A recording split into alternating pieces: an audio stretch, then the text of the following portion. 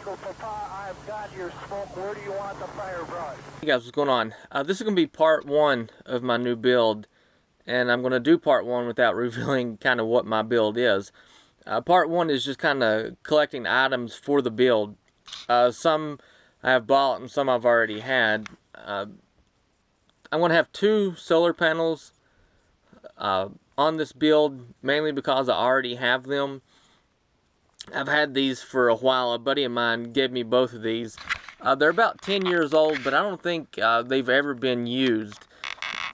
They are Sunwise 40-watt panels. I tested them, they work. I've never hooked them up.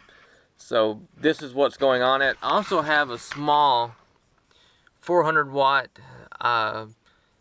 inverter that I will probably put on.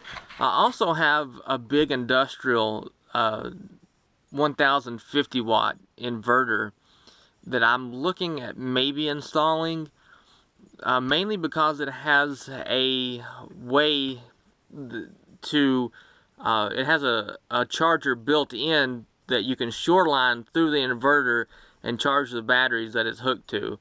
On my build, I'm going to go with mostly LED on everything, and I'm going to try my best to go with 12 volt on most everything as well. So that 400 inverter should be, or could be, enough. I'm not sure. I guess we'll have to wait and see for the rest of the stuff that I'm going to put in once I come up with it to see if that'll be enough to run it or not. So on to the big surprise. Okay, before I move on to the big item that I picked up today that I'm most excited about, I figured I'd go ahead and show this. It's just a regular Class 2 hitch, so that should give you some more information on what my build might be. Sorry guys, it's not going on the deuce and a half, and it's not going on the 09. So Class 2 hitch, for those that know the classes of hitches, that should give you some insight on what this is going to be bolted to. And this is the big item.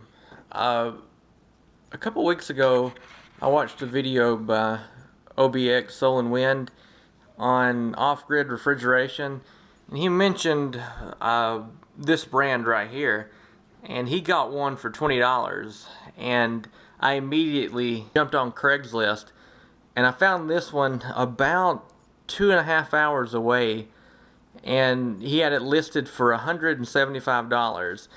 And my wife was supposed to go down to Knoxville to pick a family member up that was flying in, and that didn't work out.